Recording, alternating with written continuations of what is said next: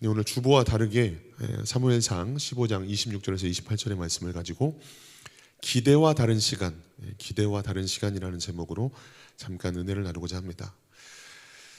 우리가 어떤 일을 하다 보면 내 생각이나 계획과는 다르게 일이 진행되어 가는 것들을 경험할 때가 자주 있습니다. 아니, 자주 정도가 아니라 거의 모든 일이 내가 생각하고 계획한 것과 다른 방향으로 일이 흘러가고 진행되는 것들을 되게 많이 경험하는 것 같아요. 뭐 공부도 그렇고 취업도 그렇고 직장 생활이나 부부 관계 또 자녀 양육 등 그냥 인생 전반에 걸친 모든 일들이 내 계획과 내 생각과는 다르게 흘러가는 것들을 참 많이 경험합니다. 하나의 일이나 하나의 사건뿐만 아니라 거의 모든 일에서 이런 것들을 경험하게 됩니다. 우리 인생 전반에 걸쳐 내 생각과는 다르게 흘러가는 것들을 보게 되죠. 그런 일이 심하냐 그렇지 않느냐 어떤 정도의 차이만 있을 뿐 거의 모든 사람들이 아마 이런 일들을 겪게 되는 것 같습니다. 그런데 이것은 신앙의 영역에서도 비슷해요. 신앙의 영역에서도 신앙생활을 하는 우리들의 생각과 다르게 어떤 우리들의 믿음의 고백과는 다르게 우리의 기대와는 다르게 하나님이 일하시는 것들을 우리는 자주 볼 수 있습니다.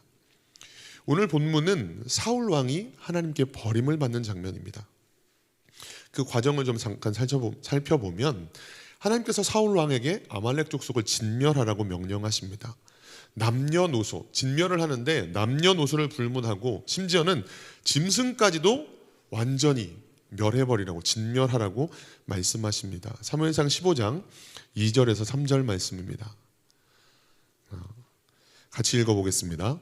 만군의 여호와께서 이같이 말씀하시기를 아말렉이 이스라엘에게 행한 일 곧 애굽에서 나올 때에 길에서 대적한 일로 내가 그들을 벌하노니 지금 가서 아말렉을 쳐서 그들의 모든 소유를 남기지 말고 진멸하되 남녀와 소아와 젖 먹는 아이와 우양과 낙타와 나귀를 죽이라 하셨나이다 하니.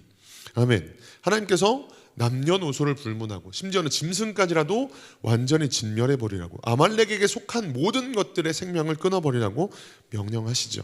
그런데 사울이 아말렉을 쳐서 멸하기는 합니다만 온전히 순종하지 않고 좋은 것들을 남겨둡니다. 사무엘상 15장 8절에서 9절이에요.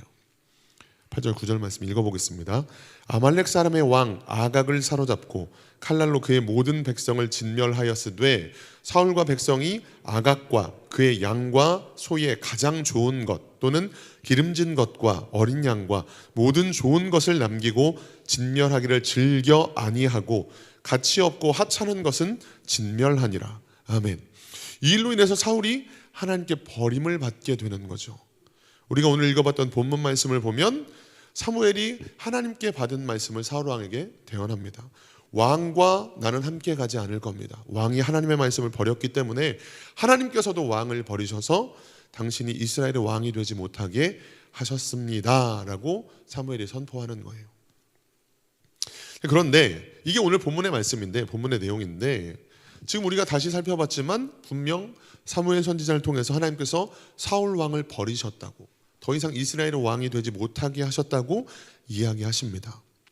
그런데 우리가 성경을 읽어서 내용을 알고 있지만 사울이 하나님께 버림받았고 더 이상 왕으로 있지 못할 거다라고 말씀하셨음에도 그는 여전히 왕으로 살아갑니다.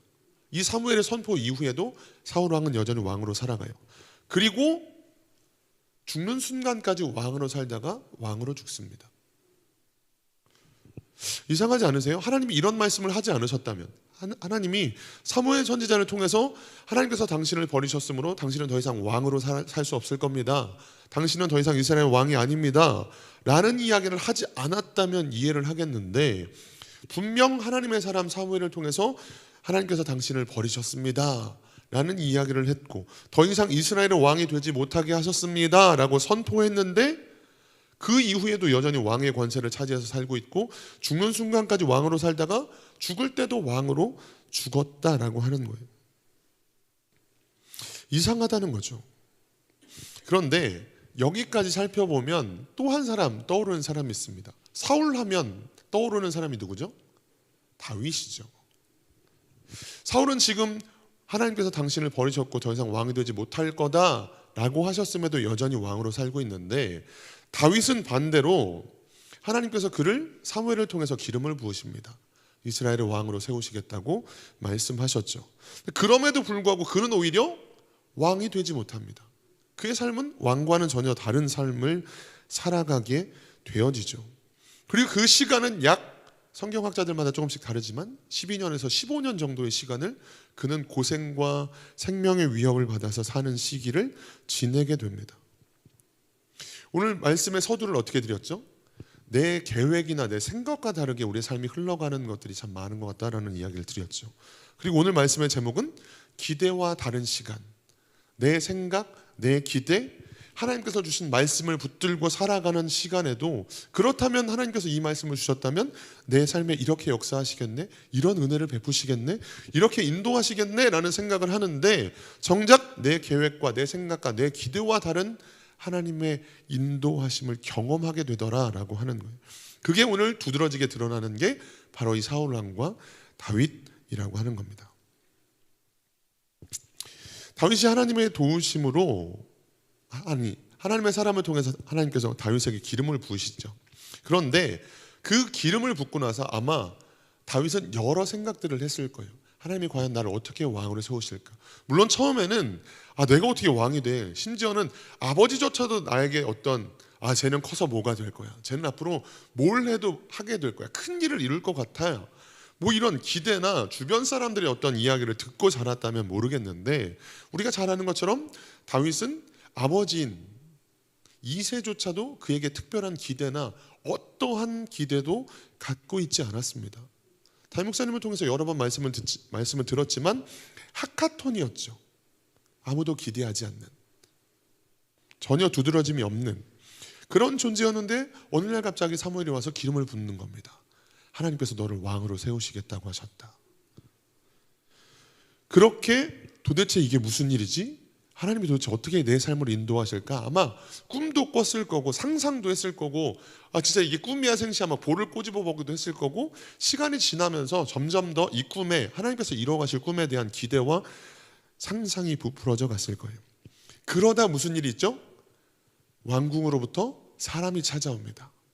사울 왕이 너를 급히 찾으시는구나. 왕궁으로 갑니다. 무슨 일이 있었죠? 악신이 들렸던 사울을 수금을 탐으로 귀신을 쫓아내주는 일들이 있었죠. 제가 만약 다윗이었다면 이거구나, 이렇게 하나님께서 나를 왕으로 세우실 어떤 일들을 이루어 가시겠구나라는 생각을 할 수밖에 없을 것 같아요. 물론 이 부분은 성경에 기록되어 있지 않습니다. 하지만 충분히 생각하고 상상할 수 있는 영역이죠. 그런데 분명 사울이 다윗에게 은혜를 베풀고 자신의 무기든 자로 세웠다라는 말씀들이 기록되어 있지만, 그럼에도 불구하고 다윗은 여전히 베들레헴과 왕궁을 왔다 갔다 합니다. 그러면서 목동의 삶을 여전히 이어가고 있었고, 사울에게 악신이 심하게 들렸을 때, 너무 괴로울 때만 한 번씩 와서 수금을 연주해서 왕을 고쳐주고 또다시 돌아가는 일들이 반복됩니다. 뭐야? 왕궁으로 간 이 일을 통해서 나를 왕으로 세우시는 어떤 일을 이루어 가시는 거 아닌가? 이상한데? 라고 생각할 때쯤 다음 장을 넘기면 골리앗과의 싸움 이야기가 나옵니다. 블레셋과 이스라엘 사이에 전쟁이 벌어져요. 그리고 40일간 아무도 골리앗에게 두려움을 느낀 나머지 앞에 나가서 싸우겠다고 하는 사람이 없습니다. 그때 우리가 잘 아는 것처럼 다윗이 나가서 골리앗을 무찌르죠. 다윗은 일순간 사람들의 칭송과 모든 사람들이 아는 유명인이 되어버립니다. 엄청난 인지도를 한 번에 쌓아버리죠. 그리고 우리가 잘 아는 것처럼 여인들이 사울이 죽인 자는 천천히고 다윗이 죽인 자는 만만이다라고 하면서 구국의 영웅으로 등극하는 것 같습니다. 그런데 그 이후에 일어나는 일들은 뭐죠? 말씀드렸듯 이제 12년에서 15년 정도를 계속해서 생명의 위협을 받으면서 쫓겨다니게 되는 거예요. 오늘 하루를 무사히 살 수 있을까? 오늘 하루 내 생명을 연장할 수 있을까? 밤이 되면 밤 사이에 내가 잠깐 잠든 사이에 사울과 병사들이 들이닥쳐서 죽임을 당하게 되진 않을까? 두려움에 떨면서 간신히 잠들었다가 퍼뜩 깨어나면 어느새 날이 밝는 이런 일들이 연속되죠. 너무 두려운 나머지 적국의 망명을 갖다가 생명의 위협을 느끼고 수염에 침을 흘리면서 미친 척해서 간신히 살아나오기도 합니다. 하나님께서 다윗에게 주셨던 말씀이 뭔데요? 내가 너를 이스라엘의 왕으로 세우겠다. 그가 먼저 왕이 되겠다는 기도 제목을 가졌던 것도 아니고, 그가 먼저 하나님 나를 어떻게 써주세요라는 기도를 하나님 앞에 올려드렸던 것도 아닌데, 어느 날 하나님의 사람이, 어느 날 그 유명한 사무엘 선지자가 와서 기름을 붓더니 왕으로 세우시겠다고 말씀하는 거예요. 그런데 웬걸 왕이 되는 줄 알았던, 왕궁에 불려갔던 일련의 사건들, 그리고 다시 골리앗과의 전투를 통해서 일약 구국의 영웅으로 등극하는 것처럼 보였던 그 장면들, 그런데 그 이후에 10여 년의 세월, 거의 15년 가까운 시간 동안 그는 철저하게 고통과 고난과 괴로움의 시간들을 보내고 있었다라고 하는 거예요. 사울은 여전히 왕으로 살아가고 있었고요. 하나님은 왜 일하시지 않는 거지? 분명히 사울을 버리셨다고, 더 이상 왕이 되지 않게 하시겠다고. 그리고 다윗은 오히려 왕으로 세우시겠다고 했지만, 왕이 되는 것과는, 왕으로서의 어떤 훈련이나 단계를 밟아가는 것처럼 보이는 게 아니라 오히려 밑바닥으로 떨어지는 것 같은 모습을 우리는 보고 있다라고 하는 거예요. 근데 이런 모습들을 보면서 우리는 어떤 생각이 드느냐라고 하는 거예요. 하나님의 말씀과 그 말씀이 이루어져가는 장면들, 그 말씀을 받은 사람이 살아가는 모습들을 보면 왜 말씀대로 이루어지지 않지? 아니면 왜 말씀이 더디 이루어지지? 말씀과 전혀 다른 모습으로 우리의 인생이 흘러가는 것 같지? 다윗의 모습을 보면서, 사울의 모습을 보면서 우리는 그런 생각을 할 수밖에 없다라고 하는 거예요. 여러분들은 과연 이런 모습들을, 이런 성경의 내용들을 보면서 어떤 생각이 드시느냐라고 하는 거죠. 지난 한 주간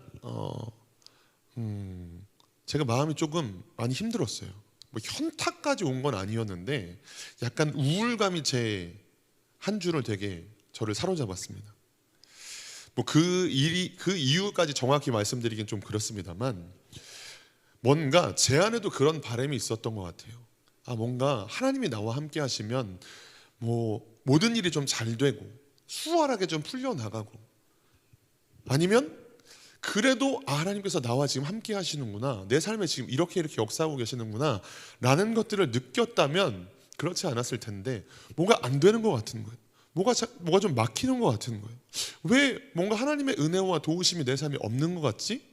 왜 내 삶이 이렇게 힘들지? 아프지? 막 이런 생각들이 저를 어떤 우울함에 사로잡히게 만들더라고요. 근데 그러다가 우연찮게 어떤 찬양을 들었는데, 그 찬양의 가사가 원래부터도 되게 익숙한 찬양이고 되게 잘 아는 찬양이었는데, 그 찬양의 가사가 유난히 저한테 이렇게 계속 박히는 거예요. 근데 그 찬양이 뭐였냐면 나의 만족과 유익을 위해라는 찬양이었습니다.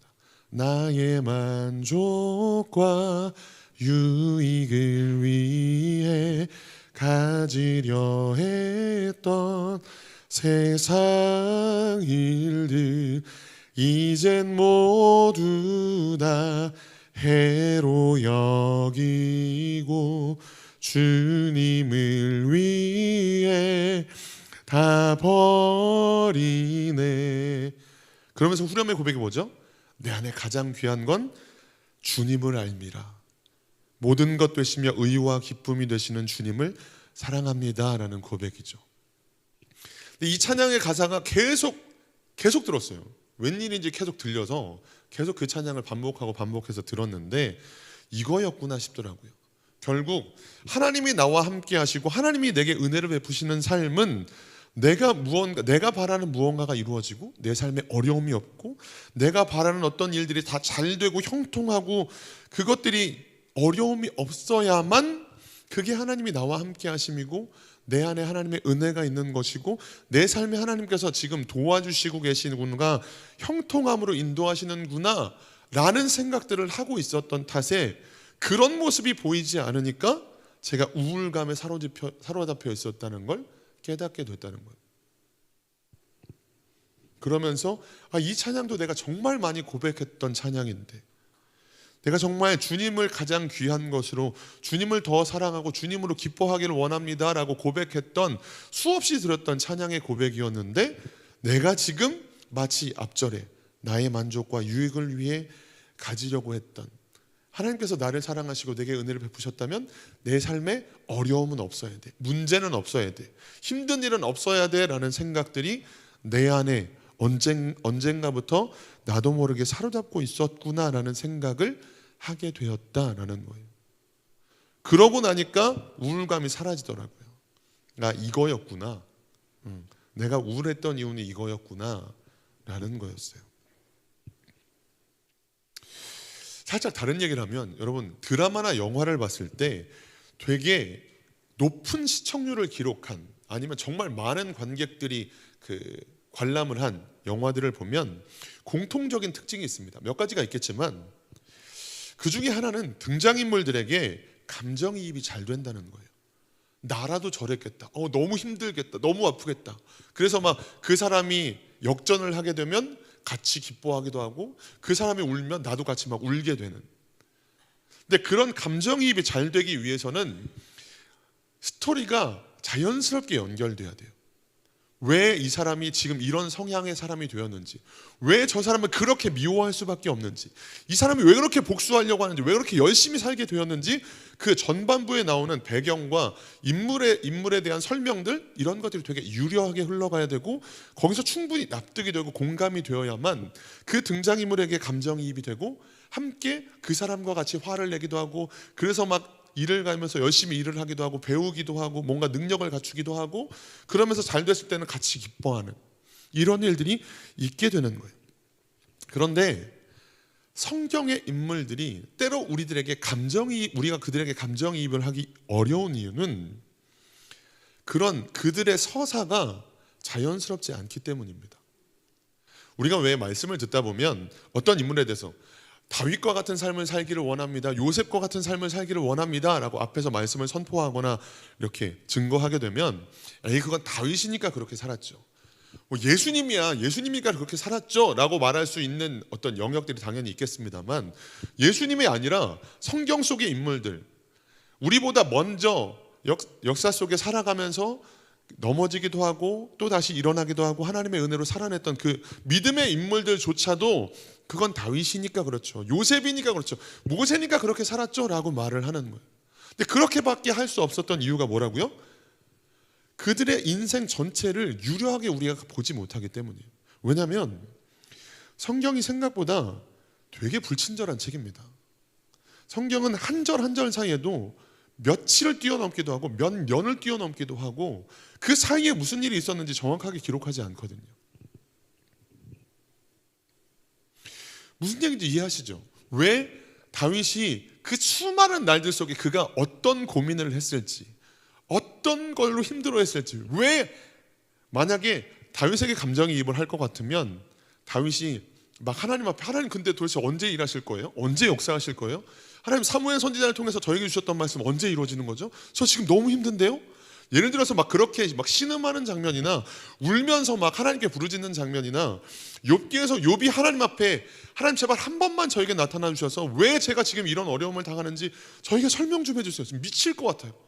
그런 장면들이 조금이라도 기록되어 있으면, 물론 시편을 보면 다윗이 가졌던 여러 가지 괴로움이나 어려움들을 살짝 엿볼 수 있는 장면들이 있긴 합니다만, 그러나 성경을 쭉 읽어보는 과정 속엔 그게 없거든요. 그게 잘 나와 있지 않아요.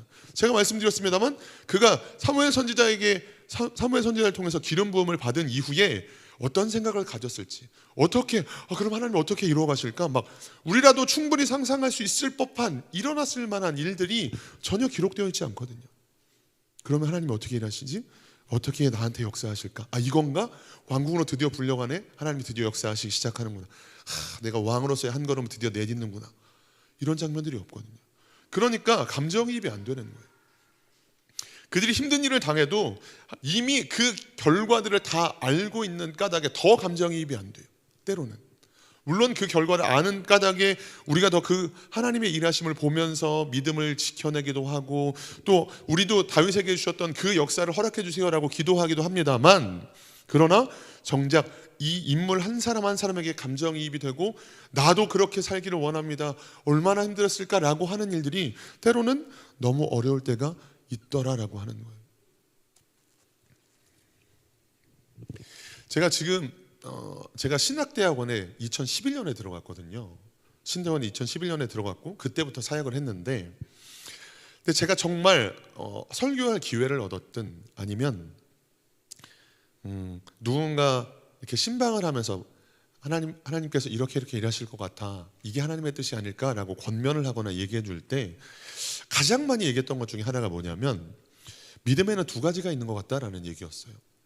뭐 성경적으로 신학적으로 믿음은 두 가지다 이런 게 아니라, 제가 봤을 때 믿음을 두 가지로 나눌 수 있을 것 같은데, 하나는 우리가 구원 얻는 믿음, 내가 죄인이고 이 죄를 어떻게 해결할 수 없어서 지옥에 갈 존재이지만 예수님께서 나를 대신해서 십자가에 죽어주심으로 이 죄를 담당하셨고 그리고 부활하셨죠. 이것을 믿음으로 구원을 얻는 믿음, 이게 있다면 내가 봤을 땐 또 하나의 믿음이 있는 것 같은데, 그건 하나님이 지금도 역사하시고 그 선하신 하나님이 내 삶의 가장 선한 길로, 가장 좋은 길로 내 삶을 인도해 가고 계신다는, 지금도 신실하게 나를 향한 하나님의 계획을 이뤄가고 계신다는 믿음, 이것이 있어야만 우리의 신앙생활에 넘어지지 않을 수 있다라는 얘기였어요. 아멘이세요? 제가 정말 지난 제 사역의 시간 동안, 얼마 되지 않지만 제 사역의 시간 동안 가장 많이 말씀을 나누고 가장 많이 권면을 하거나 이야기해줬던 게 이건데, 정작 저조차도 지금 제 삶 속에서 가장 선한 것으로, 가장 선한 길로 하나님 당신의 계획을 따라 인도해 가시는 그 장면 속에 내가 생각하고 내가 계획하고 내가 기대한 건 이게 아닌데 하다 보니 우울감이 제 삶을 사로잡고 있었다라고 하는 거예요. 그러면서 성경을 보니 사무엘의 모습이 보이고 사울의 모습이 보이고 다윗의 모습이 보였다라고 하는 거예요. 여러분, 우리의 기대와 달라도 하나님은 선하신 분인 줄 믿으십니까? 성경 속에 그거 디테일하게 하나하나 다 설명하지 않았기 때문에 다윗은 그 가운데 어떤 생각을 했을까? 얼마나 힘들었을까? 그는 도대체 그때 하나님 앞에 무슨 기도를 드렸을까? 라는 생각을 할 수밖에 없지만, 그래서 어쩌면 오늘 나는 지금 이 순간들을 어떻게 지내야 될까? 우리가 성경을 읽으면서 기억에 남는 건 사무엘이 기름을 부었다, 골리앗과 다윗이 싸웠다, 그 다음에 쫓겨다녔다, 그러다가 왕이 됐다, 이거거든요.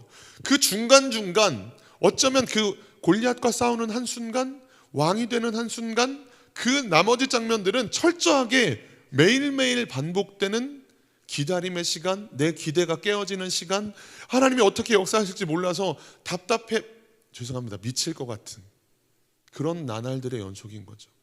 그런데 성경은 그런 시간들을 정말 막 한 절로 설명하고 어떤 사건에 대해서만 한 장, 어떤 사건에 대해서만 한 장을 기록한다고요. 우리의 삶도 마찬가지죠.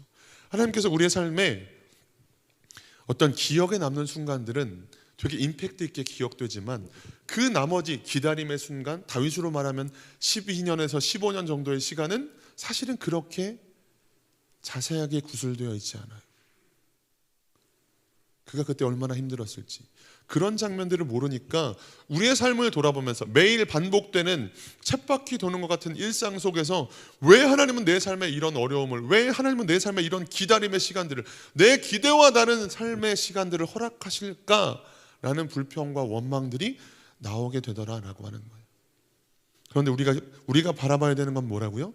하나님은 여전히 선하신 분이고, 하나님은 여전히 신실하게 일을 하고 계신 분이고, 우리를 향한 당신의 계획을 이루어가시기 위한 일들을 지금도 여전히 이루어가고 계시더라라고 하는 겁니다. 그런데 이 일이 우리의 기대와는 다르고, 우리의 생각과는 다르고, 우리의 계획과는 다른 탓에 넘어지기도 하고 쓰러지기도 하고, 하나님께 도대체 언제 일하시는 거예요? 우리 자녀를 향한, 우리 아들을 향한, 우리 남편을 향한, 우리 가정을 향한, 믿지 않는 우리 부모님을 향한 하나님 구원의 역사는 도대체 언제 이루어지는 걸까요? 라고 생각하게 되어지더라라고 하는 겁니다. 말씀을 마치겠습니다. 오늘 말씀의 제목이 뭐라고요? 기대와 다른 시간. 내 기대가 하나님의 그것보다 클까요? 아마 그렇지 않을 겁니다. 하나님께서 우리를 향해 갖고 계신 계획은 마치 이새가 다윗에게 전혀 기대를 갖지 못했지만, 하나님은 오히려 그런 다윗에게 오셔서 내가 너를 왕으로 세울 거야, 내가 너를 통해 나의 일들을 이루어 가실 거야 라는 그런 기대일 겁니다. 상상조차 할 수 없었던 그런 기대. 그렇다면 이제 우리가 해야 되는 건 뭐죠? 그 내 기대와는 달라도 더 선하고 더 크게 역사하실 하나님의 기대를 바라보면서 오늘도 그 신실하신 하나님을 고백하는 거죠. 하나님은 여전히 선하시고 여전히 신실하시고 나를 향해 가장 좋은 것으로 갚아주실 분임을 믿습니다라고 하는 일들이겠죠. 그것이 우리 가정을 향한, 때로는 우리 부모님을 향한, 남편이나 아내를 향한, 아니면 우리 자녀들을 향한 하나님의 계획이실 줄 믿습니다. 바라기는 오늘도 성경 속에 그 보이지 않는, 자세하게 기록되지 않았던 그 틈 속에서 믿음의 사람들은 어떻게 그 시간을 견뎌냈을까? 사실 기록되어 있지 않지만 다윗은 골리앗과의 싸움을, 그런 일들이 있을 거라는 생각도 하지 못했지만 철저하게 그 시간 동안 물매를 돌리는 연습을 했었죠.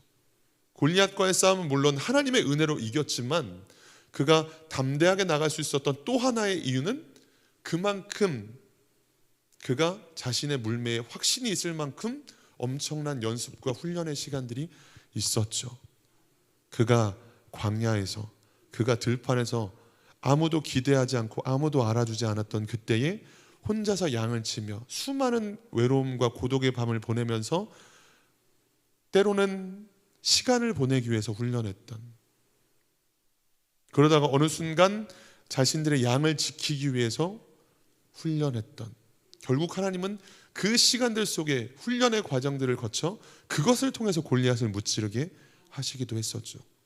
지금 이 기다림의 시간 동안 내 기대와는 다르지만 하나님께서 기다리고 훈련하시는 이 시간 동안 더 하나님께 기도하는 훈련을, 더 하나님을 신실하게 믿고 의지하는 훈련을, 그리고 기도로 하나님의 일하실 것들을 바라면서 마음이 무너지지 않기 위한 훈련들을 하실 수 있기를 바라고, 마침내 하나님의 때에 다윗처럼 위대하게 하나님의 사람으로 축복받고 쓰임 받으시기를 주님의 이름으로 축원합니다. 기도하겠습니다.